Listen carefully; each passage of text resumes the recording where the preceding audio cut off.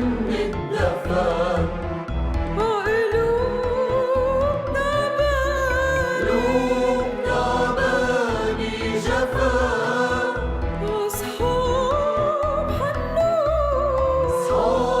حنوا للصفا، باب الحزن مفتوح باب الوفا، باب الوفا بيطل عشان نتدفى. قلوب تعبانة جفا، صحاب حنوا للصفا، باب الحزن مفتوح باب الوفا.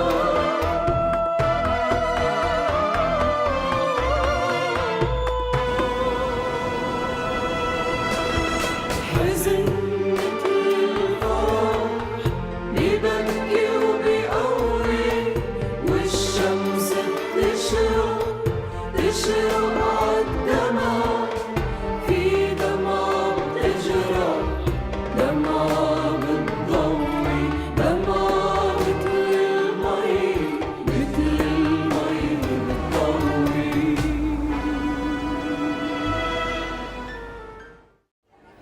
أنا قلت لأماني إني راجع اليوم. لا تزعل، عم بعمل جهدي. ما زعلت. أنا بعرف إنه ما لي حقوق عليك، لا تحكي هيك، أنت لي كل الحقوق. لكن شو؟ ولا شيء. أحكي شو؟ ما بدي أحكي. خلص إذا بدك بضل لبكرة. وهي خلص مو مشكلة، بتصل المساء وبقول لها ما لحقت. أكيد ما في مشكلة. لا طيب خلص معلش سافر. خلص. ما بدي تتخانق أنت وياها مشاني.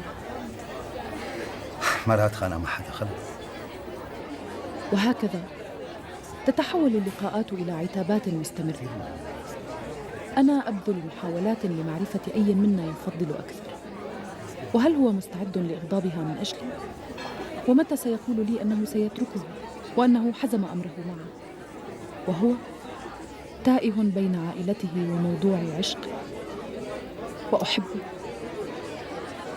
وأزداد تعلقاً به أكثر وأكثر.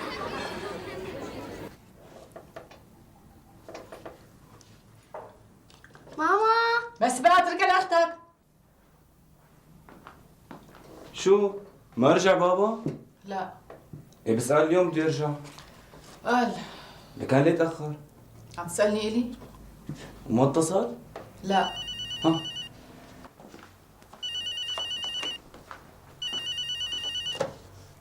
الو، اهلين بابا. ليش شو عليك؟ انت بترجع؟ بكره. طيب ماشي. ما بدك تحكي مع ماما؟ الو، بابا ما بده يحكي معي. شو قال؟ قال ما لحق اليوم، بيرجع بكره. ماشي الحال. شو بكي؟ ولا شيء. تشكي برامز؟ روح من وشي. لك وين بده يروح؟ سمعت شو حكيت؟ والله انتوا الختاير بتضحكوا.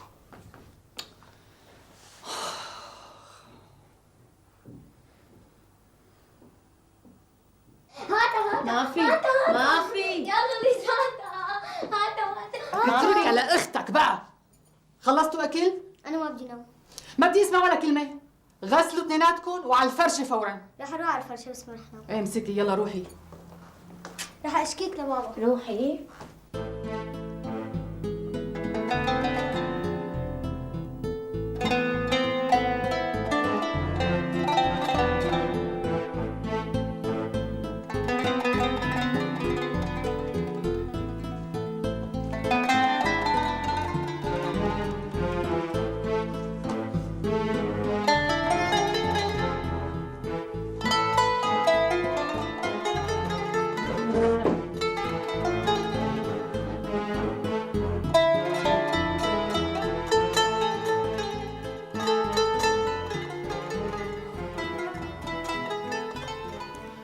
الو، مرحبا عماد، انا اماني. الحمد لله. بدي اسالك، رامز مر لعندك الصبح؟ وهلا وينه؟ لا بس بدي اطمن، كل مرة بوصيه بس يوصل يخبرني، اليوم ما خبرني، شغل بالي. لا تقول شيء، خلص طمنته مشي الحال. انتو كيفكن؟ سلوى شو اخبارها؟ وامين؟ ايه الحمد لله، سلم لي عليهم كثير. بس الاولاد يخلصوا فحوصهم بنجي. ماشي، الله معك، مع السلامة.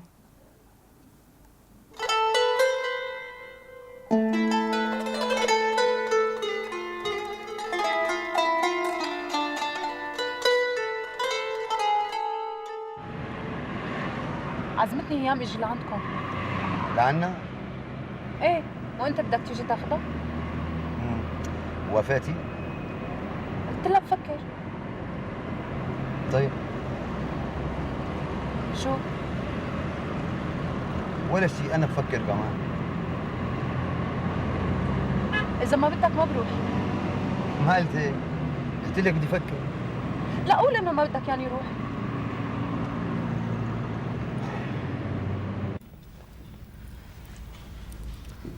شو؟ مستعجلة؟ بس مشان هيام، لانه ما قلت لها رح اتاخر. طيب ما في مشكلة، روحي. شو قلها؟ مشان شو؟ مشان اجي لعندكم. لا ليش؟ ما بعرف. انا بعرف. قولي. فيها كذب كتير ما؟ كنت خجلان اقول لك، مع اني طول الوقت كنت عم تخيلك ببيتنا جنبي، الصبح، الظهر، بالليل. ما بتزبط، مو هيك. ايه معك حق. زعلتي؟ لا ابدا. بتعرفي انك بتجنني؟ كنت أريد أن أقول فعلا واحدة ظريفة كتير. سيكون لدينا في المستقبل وقت كثير نقضيه تحت سقف واحد. أستيقظ في الصباح وأراك بجانبي، تعود إلى البيت وأكون بانتظارك. كنت أريد أن أقول أشياء كثيرة غير ذلك، ولكنني لم أجد الشجاعة الكافية لأذكره بأنه طلب مني أن أتزوجه وأنه نسي الأمر. كنت أريد أن يكرر طلبه مرات ومرات ومرات.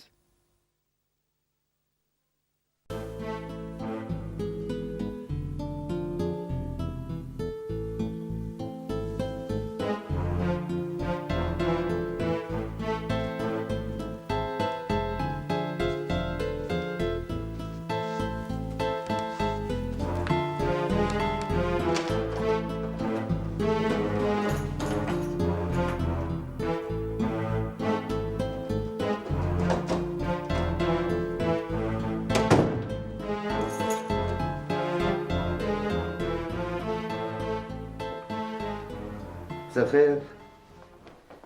فكرتك نايمة؟ ليش في بالعادة نام قبل ما ترجع؟ لا بس يعني لهي الوقت متأخر. أنا ما بغير عاداتي. شو يعني، شو قصدك؟ ولا شيء. كيف حمص؟ منيحة. ما جبت معك شيء؟ لا. ما في بالعادة ترجع مو جايب شيء للأولاد. لما طلعت بالأسواق مسكرة وهيك.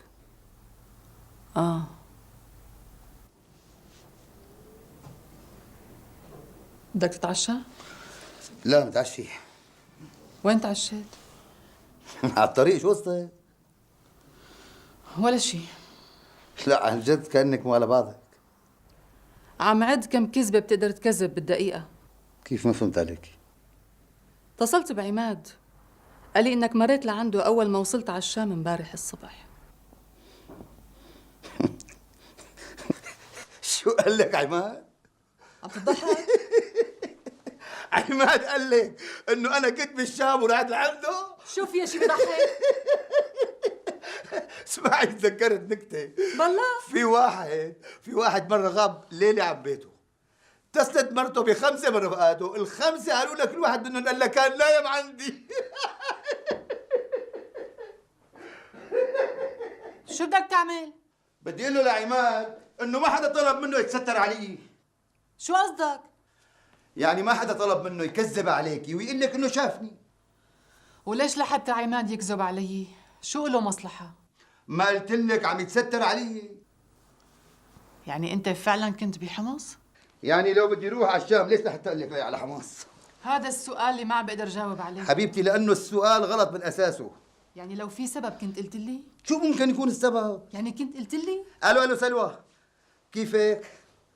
وينه عماد؟ قصة خربان بيت. بعرف صوتي ما في شيء، بس لو بتسمعي صوت اماني بتعرفي انه في خربان بيت. فايه فايه؟ الو فات؟ ولا انا امبارح الصبح كنت بالشام وانت شفتني؟ ولك انا هلا شو بدي الا لاماني؟ انت ورطني ورطه فعلا ما بعرف كيف تطلع منها. شرف بده يحكي معي. خلص بده يحكي معي.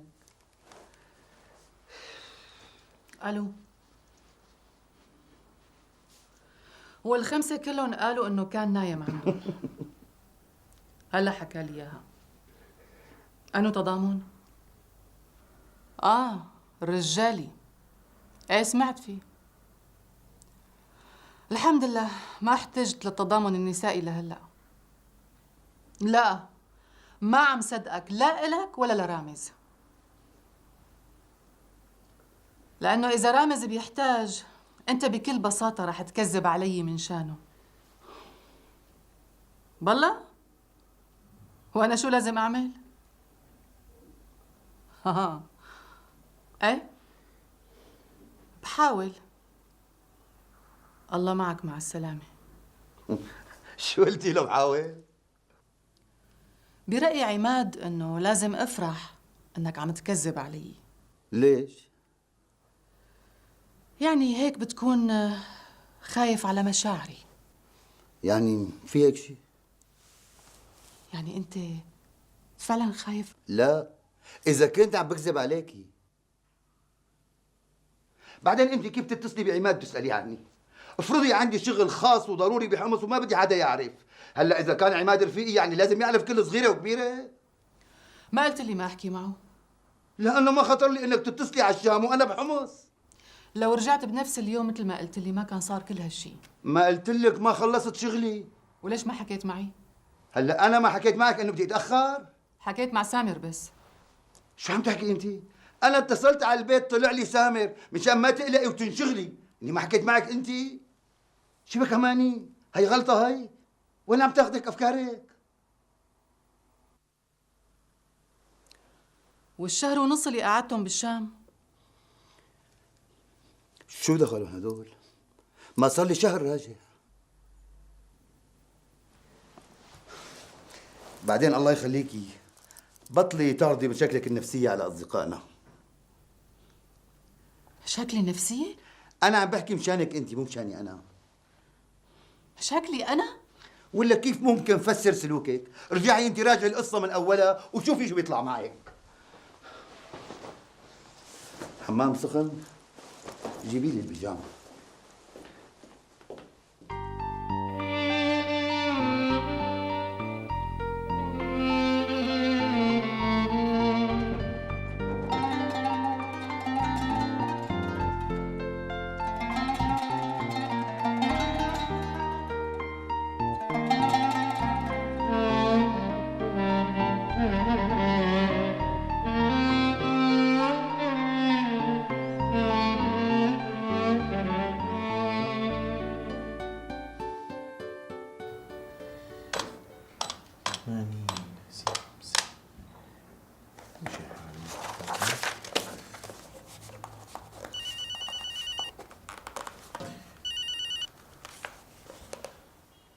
الو. مرحبا عماد. اهلين. طمني. الحمد لله منيح. في شيء؟ شو بدي اقول لك، اتصلت فيك؟ ليش انت قلت لها تتصل شيء؟ لا بس توقعت تسأل. نسيتك ختيار. شو بدها فيك؟ بالله هيك فكرة؟ ما بعرف، بس يا ريت. صحيح أماني كيفها؟ أماني منيحة، كله عم يصل لخدمتها، شو ما بدها عم تاخذ. أنا لما بشوف قديش أماني وهالولاد مدللين كل شيء بدهم إياه عم يصلون، وقديش مرام مظلومة وما عم يطلع لها شيء وأنا ما عم بعطيها شيء، بحس إنه الحياة بإيدها تكرهني. وليش ما عم تعطيها؟ لأني جبان وضعيف وما عم بقدر أواجه أماني. وأنا فكرت لأنه عندك 4 أولاد، 2 منهم عم يمروا بأصعب مرحلة بحياتهم، وبنت صغيرة لسه ما فتحت عيونها على الدنيا، وأماني اللي صار عمرها 45 سنة وحضرتك رح تتركها، وهي أكيد رح تضل مع الأولاد مشان تربيهم لأنك أنت جبان وضعيف. ليش هيك عم تحكي؟ أنا ما رح نقص عليهم شيء، يلي عم يصلون رح يضل يصلون. بالله شو؟ وبيشتروا فيهم أب؟ لا، بس الحياة ببيت خربان. ولحق يخرب؟ يمكن يكون هو خربان من زمان، بس أنا مالي حاسس. هذا بيعني إنه الحياة كانت مقبولة. بس كان ما لها معنى. طيب خلاص، تصرف مثل ما بدك.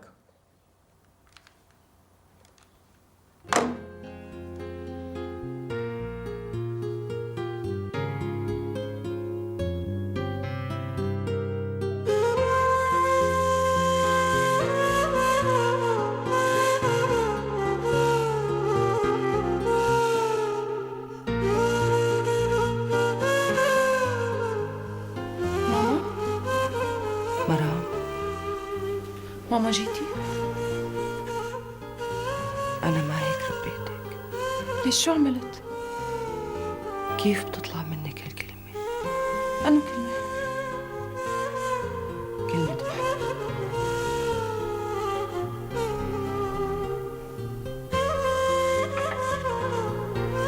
ماما، ماما لا تروحي، ماما لا تتركيني لحالي. ماما، ماما، ماما،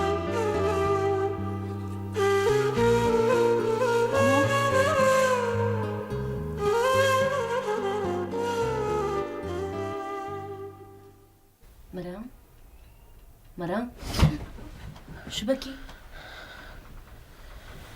كنت عم صرخ؟ لا بس مو انتي قلتي لي فايقيني 9 مشان ادرس؟ حلمت بأمي بس ما عم اتذكر شو. طيب يلا قومي هلا غسلي، حطيت القهوة على النار انا. يلا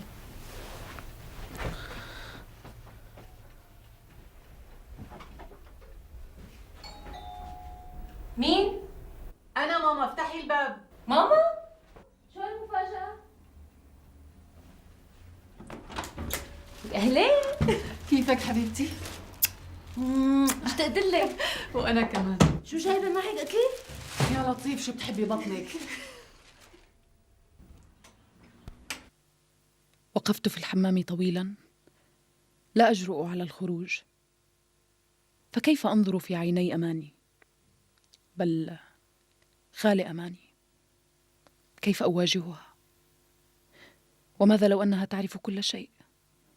ماذا لو أخبرها رامز؟ وتذكرت الحلم وكلمات أمي في أذني. كيف طلعت من تمك الكلمة؟ مرام اجت ماما.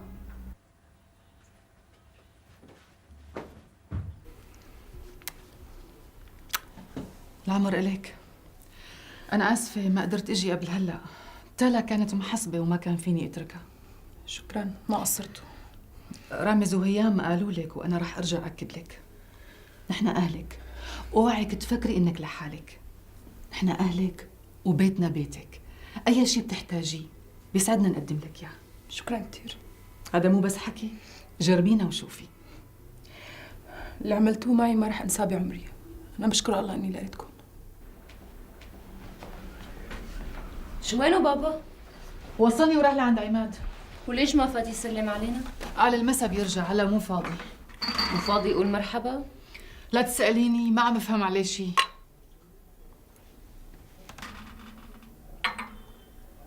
صاير شيء؟ ما بدي احكي بهذا الموضوع. لا معلش احكي. مرام مو غريبة. لا بس ما بدي وجع لكم راسكم. شو رأيكم غير لكم ديكور البيت؟ يعني نغير البرادي وجوه الكنبايات، نجيب كم حوض زريعة، شو رأيكم؟ ماما البيت مفروش. ايه بس تطلعوا تاخذوها معكم. ماما بلشت تغير برادي، معناتها في مشكلة، ولما بتعصب زيادة بتعزل البيت. يلا البسوا لننزل على السوق، يلا. ما بدك تحكي شو صاير؟ لا يلا البسوا. وانا ماني متحركة من هون لحتى اعرف ليش تخانقتوا. ما تخانقنا. لكن ما بعرف، بس أنا حاسة. شو حاسة؟ خلصيني. حاسة إنه عم يكذب علي وإنه في شيء ما عم يحكي لي إياه. مثل شو يعني؟ بتعرفي هذا العمر حرج كتير. احكي بدون لف ودوران. شو بدي أقول؟ يمكن في بحياته مرة تانية. وشو اللي خلاك تفكري هيك؟ ما عندي ولا دليل. أنا بعمري ما شكيت فيه، بس هلا ما عاد أعرف إمتى عم يحكي الحقيقة وإمتى عم يكذب. ممكن تكون هالشكوك كلها وهم، وعمرك هو الحرج. لا، السبب مو فيني. يلا قومي البسي خلينا نمشي. مرام وين رحتي؟ هون. عندك مانع نغير ديكور البيت؟ لا أبدا. البسي لكان. لا معلش، أنا ما رح أروح معكم لأنه لازم أنزل على الجامعة، كتير انكسر علي أيام. بس لا تقولي ما عجبك. معقول ما يعجبني؟ أنا شو كانت وجهة نظري؟ إنه بأمريكا، بإنجلترا، بكندا، بألمانيا، بكل هذا العالم المتحضر، أطباء أسنان عم يغيروا أجهزتهم كل 4-5 سنين مرة، وهي ما بتكون قدمت ولا عتقت، شوية صيانة بترجع جديدة، مثل السيارات مستعملة تماماً. بس بالنسبة للأطباء اللي عم يتخرجوا جديد، عم تشكل إنقاذ، لأنه سعرها ما بتجاوز 20% من سعر الأجهزة الجديدة. بقى أنت شو رأيك بالموضوع؟ هاي منيح. يا أخي ما عم يرضى حدا يتعاون معي ولا يوافقني الرأي، لأنه كوميسيون الأجهزة الجديدة كتير عالي. قالوا نعم. لا والله عم نحاول. يعني إذا بتساعدونا أنتم وبتنشروا لنا الموضوع بشي جريدة، بركي بتعاطفوا معنا شوي. طيب، شكرا لك. ممنونك، مع السلامة، مع السلامة. يا أخي الشيء اللي ما عم بقدر بفهمه إنه ليش ما عم تتصل؟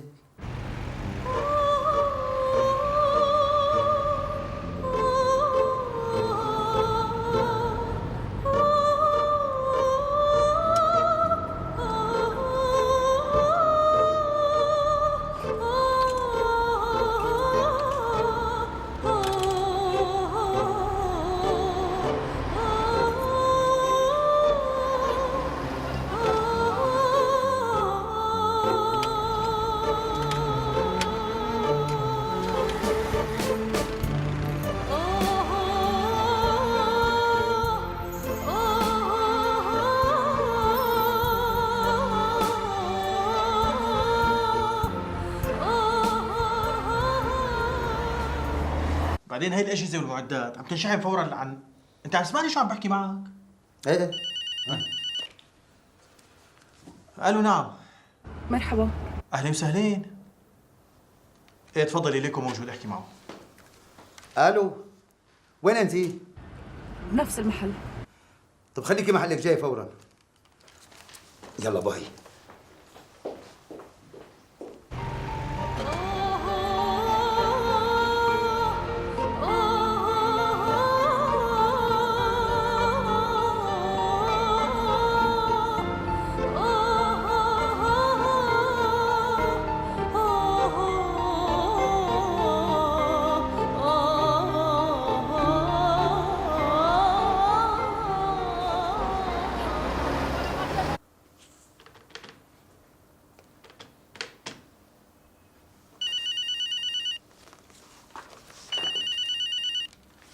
قالوا نعم. اوف اوف، طولي بالك، طولي بالك شوي. كمان؟ لا حول ولا قوة إلا بالله. يلا جاي فورا. طيب.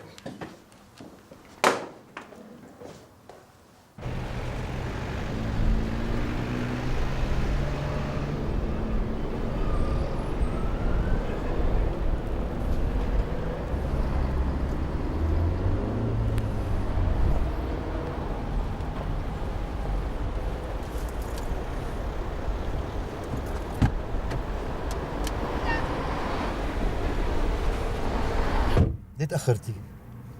تأخرت؟ أماني صار لعندكم أكثر من ساعة، قلت لحالي أكيد فهمتي إني عم بتظرف. فهمت. إيه وليه تأخرتي؟ ما بعرف. شو يعني ما بعرف؟ طلبت الرقم أكثر من مرة وبعدين حطيت السماعة. ما بدك تشوفيني ما هيك؟ اشتقت لك كثير. كان ليش؟ كنت عم فكر إنه ما لازم اتصل. ليش؟ ما لازم. أماني حكت شيء؟ لا. هيام؟ لا. أماني حاسة وأول على آخر لازم تعرف. لا. لا. شو لا؟ لا هيك ما بصير. أنا ما بقدر. أنا وياك ما لازم نشوف بعض. نعم. إيه. أنا حاسة حالي حقيرة. عم تفهم؟ حاسة حالي حقيرة. أماني عزتني بأمي وقالت لي أنت بنتنا. قالت لي نحن أهلك. كل كلمة عم تقولها عم حس حالي إني أنا حقيرة. عم حس إني عم كذب عليها وعم غشها. وهي من اللي صارت مثل أختي. ما عم تعرف شو بدها تعمل مشان ترضيني. أنا هيك ما بقدر آخذ منها أبوها وخرب حياة أمها. لو أنت بتحبيني عن جد ما كنتي حكيتي الحكي. يا ريت بقدر ما أحبك. لكن شو معنى هالكلام؟ امبارح حلمت بأمي عم تعاتبني. ما عاد تحبيني. يا ريت بقدر ما أحبك. أنا بعد أمي مالي بلاك. لك أنا من غيرك ما بعرف شو بده يصير فيني. بس أمي عاتبتني. قالت لي أنا مو هيك ربيتك. يمكن كان بدها تقول لي إنه أنت اللي انحرمتي من الأب. هيك بتعملي؟ إذا بدك هلا بروح نكتب كتابنا وبستأجر لك بيت وما بتقعدي بتشوفي لا أماني ولا هيام. لا. بنقول شغلي على الشام وأنت بتكملي جامعتك. ما بدي أسمع. لك أنا بكل الأحوال بدي أترك البيت، أنت مالك علاقة. ما بدي أسمع. بدك تسمعي لك أنا ما عاد فيني. ما بدي ما عاد فيني أعيش من دونك. مشان الله. ما عاد فيني أعيش من دونك. مشان الله ما عم تحكي هيك. مشان الله ما بموت بقدر.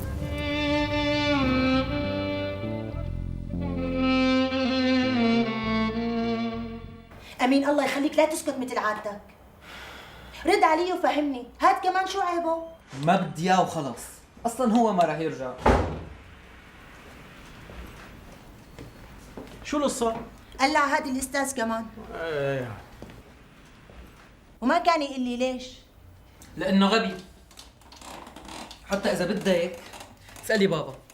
هلا بالله انت ما شفته شو غبي؟ بأي مادة سقط الأستاذ اليوم؟ بالتاريخ. والمواد العلمية؟ يعني ماشي حاله. إيه خلص معناها هبلات تاريخ. ما بدي اياه. عم تقول بالمواد العلمية ماشي حاله. بابا الرجال لازم يفهم، مو بس يحل رياضيات. ايه نعم. شو ايه نعم؟ أنا موافق معه. لكان اعمل معروف ودور له على أستاذ تاني يعجبكم انتوا الاثنين. ما بدي حدا. أنت ما بدك تقدم فحص؟ الفحص مطول وبدرس لحالي.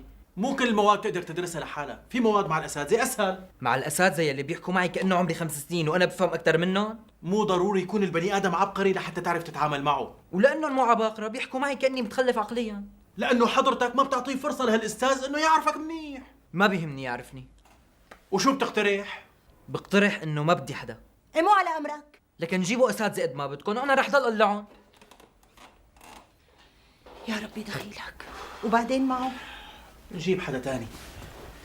صحيح رامز وأماني جايين يسهروا عنا الليلة. يي ماني محضرة أكل. سلوى لا تعذبي حالك، بجيب أكل من برا.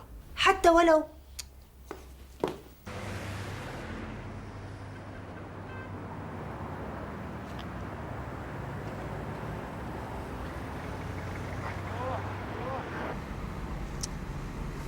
خليني أشوفك.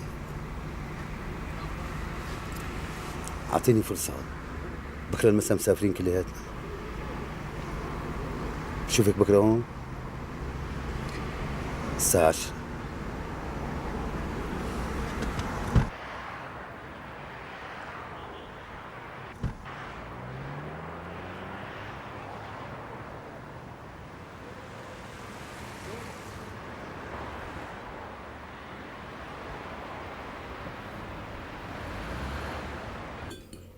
امين تاكل معنا. صحة سبقتكم. حكيت له عن شو بدي احكي له؟ عن امين اللي قال لي اليوم الاستاذ رقم 4. وليش هالمرة؟ ما له مثقف كفايه. طيب الأكل. شو متعلمة طبخ جديد؟ بلا مسحك هلا، يعني ما بتعرفي طبخي؟ ما لحد حضر شي مشان هيك جبنا من السوق. شو هالاكل والله طيب.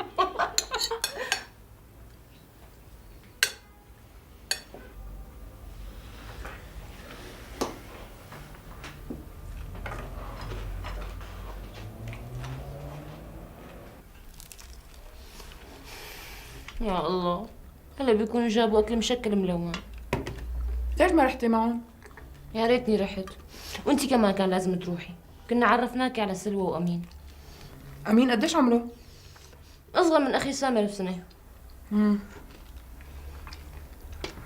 بس معاق. معاق؟ اي ما بيمشي. يعني على الكرسي المتحرك؟ حرام. هو ما عنده مشكله ابدا بالموضوع. يعني ما عندنا اولاد غيره؟ لا. ليه؟ ما بعرف، ما بيحكوا بهذا الموضوع. طيبين.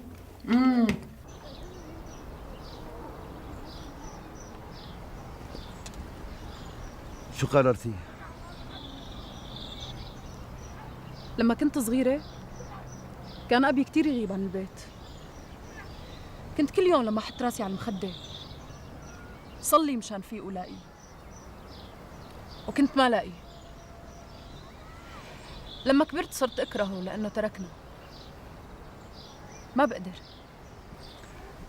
كيف بدي أقنعك إني رح ضل بالنسبة لهم الأب اللي بيحبوه وبيحترموه؟ ما رح تقدر تقنعني. الأولاد ما بيسامحوا أهلهم. طب بتصدقيني إذا قلت لك إنه أنا ما بدي شيء منك نهائيا؟ أنا بس بدي أعطيكي مثل ما عم بعطيهم، لك أنا بكفي للكل. بدي أعوض لك الحرمان اللي انحرمتيه. بدي إياكي بس تكوني سعيدة. هيام وأماني أخذوا كتير، كان كل شيء وصلهم حتى قبل ما يطلبوه. هاد حقهم. مين قال لك بدي أحرمهم من حقهم؟ بدي أحرمهم من حالي بس. أنت من حقهم. لك تعلى عمرها بعدها 5 سنين بعد ما وعيت على شيء من الدنيا. أنت هيك بتكون عم تحرمها من العيلة. لك أنا شو لي علاقة إذا كانت الدنيا مو عادلة؟ هيك بنكون نحن مو عادلين. أنت لو كنت بتحبيني ما كنت فكرتي بهالأشياء. أنا بعدني صغيرة، في كتير أشياء ما بفهمها عن الدنيا، بس بعرف كتير منيح إنه الحب ما بصير يدمر كل شيء طيب ونبيل. أماني ما بتستاهل، وهيام وتالا والكل. هاي كلها تبريرات ما بتقنعني. شو أعمل لحتى تصدقني؟ تجوزيني.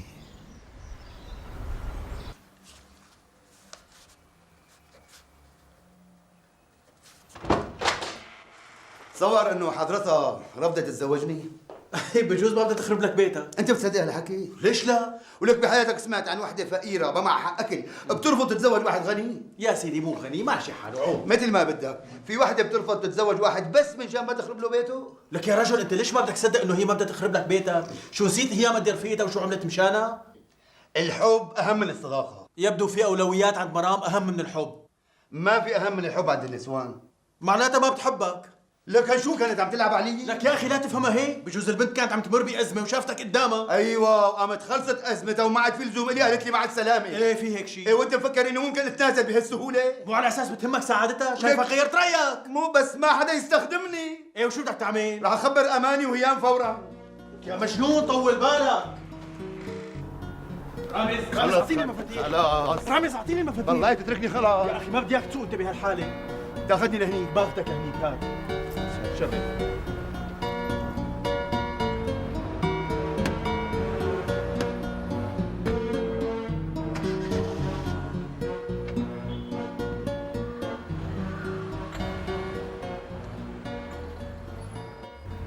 اماني ما بتحب الكذب، اكيد بتفضل تعرف الحقيقه.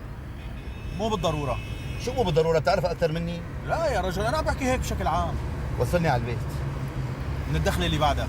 اخي اللي بعدها مسكره، فوت من هاي. بيكون احسن، انا ما بدي اياك تروح على البيت وانت بهالحاله، شبك؟ كنت عرفان انك كذاب، لك يا اخي شو لك علاقه فيي انت؟ انت من البدايه صرت تحكي لي كل شيء عن علاقتكم، يعني انت اللي فوتني بالقصه. ايه بس ما كنت عرفان انك مخلص كل القد يا سلوى خانم. اسمعوا مين عم يحكي؟ انت صار لك 25 سنه مخلص لزوجتك، شبك يا رجل؟ نعم سيدي وهلا غيرت رايي. مثل ما بدك، اعمل اللي بريحك، بس اهم شيء ما تعمل اي شيء وانت معصب. بعدين تعال اقول لك، طالما مرام ما عندها رغبه فيك، انت ليش كل هالشيء مستعجل؟ اخي انا بكل الاحوال بدي طلق. مثل ما بدك بس مو اليوم. خلص يا اخي، هديت خلص هديت عم اقول لك. ماني مقتنع. وشلون بدك تقتنع؟ اول شيء بتوطي صوتك، ثاني شيء بنروح نتغدى، بعدين بنحكي بعد الغداء. مالي جوعان. اي واذا بقعد بتغدى انا وانت بتتفرج علي وانا عم باكل.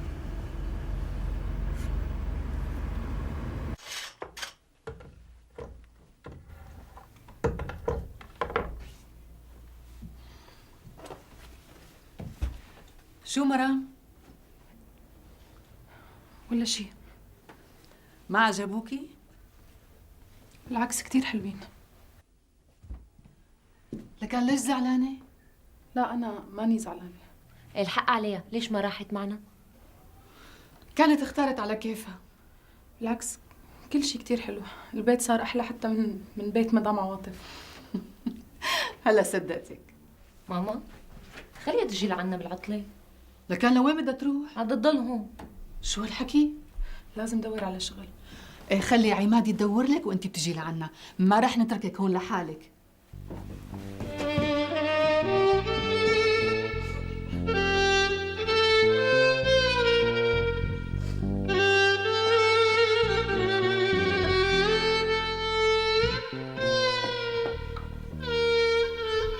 يا خسارة ما لحقت اتعرف على امك. بكره بس تجي بالعطله بتحكي لي عنها كل شيء، وبتحكي لي كيف ربتك لحتى طلعتي هيك. وليش أنا شو بني؟ انتي الله يعيني عليكي. كان خجلي وشعوري بالذنب يتفاقم كلما ازدادت هيام وأماني طيبة ومودة.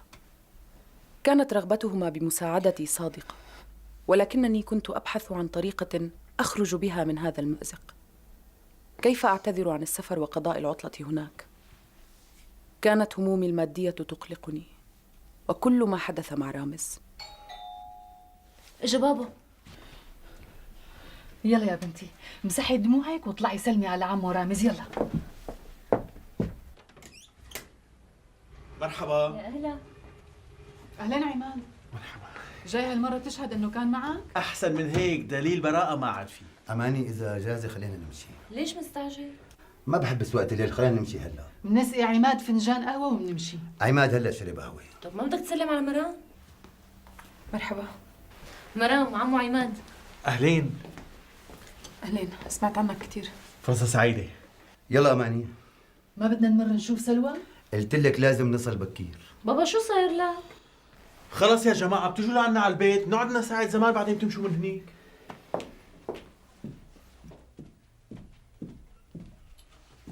أنا جاهزة. آسف مرام خليكي على اتصال معي، معك رقم تليفوني؟ مشان شو؟ عم دور على شغل. ايه أنا بعطيها. اشتري لها موبايل لبنتك. إيه لحاله ما عم يرضى يشتري، قال مو فايت بمخه إنه الواحد طول الوقت يضل عم يحكي على التليفون. لا شو بقى؟ بخاطركم. بابا ما بدك لنا باي؟ تركيه يعمل اللي بده إياه. شو بو؟ ما بعرف. بالعطلة بدك تجي لعنا ها؟ إذا ما لقيت شغل أكيد بجي. بخاطرك. مع السلامة وشكرا كتير. أنت بتستاهلي كل خير. درسوا منيح ها؟ يلا باي باي. مع السلامة ماما. شفتي بابا؟ شفت.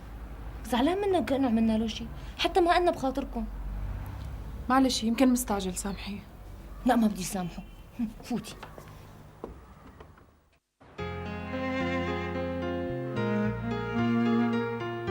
بدأت العطلة وسافرت هيام بعد أن أقسمت لها بأنني عثرت على عمل، إلا أنني في الواقع فعلت هذا فقط حتى لا أسافر معها. وإن كانت في كثير من الأحيان تنتابني رغبة شديدة في الذهاب إلى هناك ورؤية رامز، ولكنني كنت قد اتخذت قراراً حازماً بالانتهاء من كل هذا مهما كلف الأمر.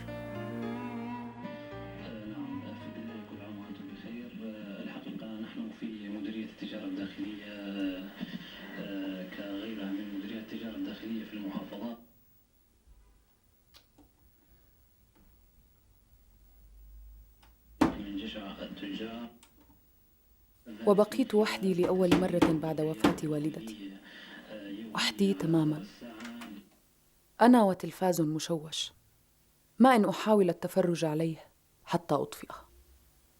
لن يدق بابي أحد، لن يكون هناك من ينتظرني في البيت عندما أعود، ولن أنتظر أحدا، لا أحد.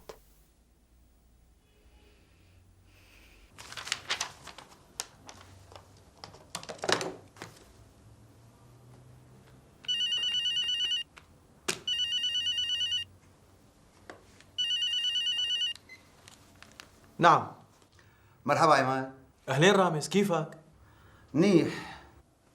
وبالتفصيل؟ ما في تفصيل، ماشي الحال. لك صحيح وصلوك رشاشات المي؟ ايه وصلوا. دخلك لقيت لها شغل؟ عم فكر بشغلة بس محتار. احكي لي لشو؟ عم فكر خليها تعطي دروس لأمين. لك شو بك يا رجل، بدها تفكير؟ المشكلة أمين، هي مو ناقصة البنت، بس أمين حد وأحيانا بيكون بصراحة قليل أدب. فهمت عليك. هلا أنت مو فكر تيجي على الشام؟ لا هلا ابدا ما بدي.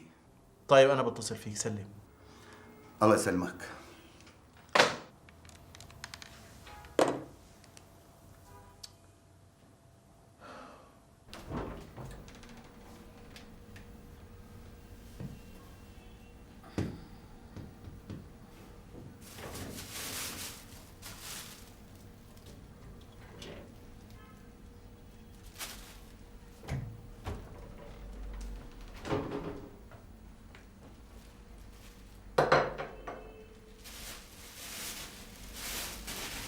وبدأت أشعر مع الوقت بأنني فعلا في طريقي إلى التأقلم مع وضعي الجديد، وأن حياتي بدأت تسير بشكل ما، خاصة وأنني نجحت في كل المواد بالرغم من كل ما حدث، مما أسعدني جدا.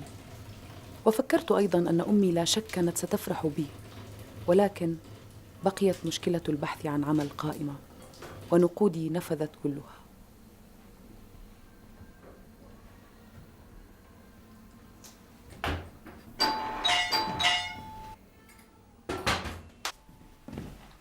مين؟ أنا عماد. أهلين. مرحبا، منيح لقيتك. أهلين. فيني فوت؟ تفضل.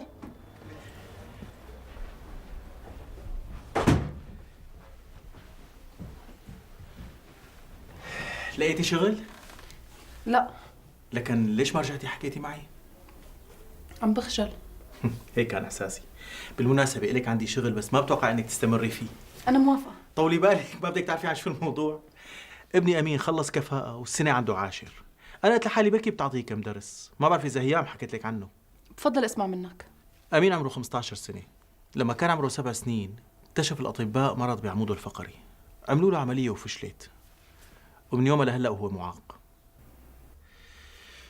أنا بكره هالكلمة كتير.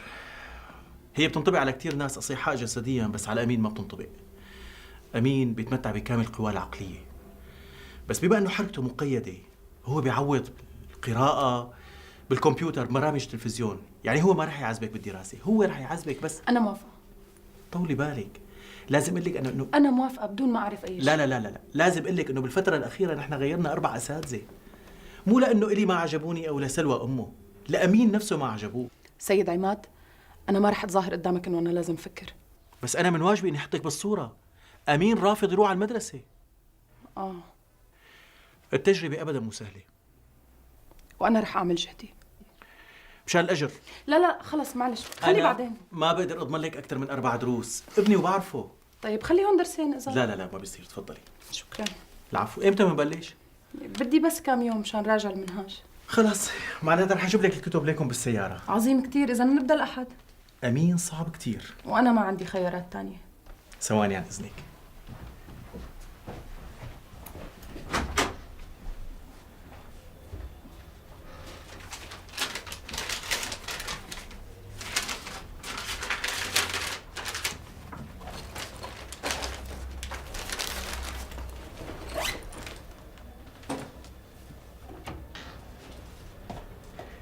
تفضلي، بتمنى لك التوفيق. شكرا كثير. بالإذن. مع السلامة.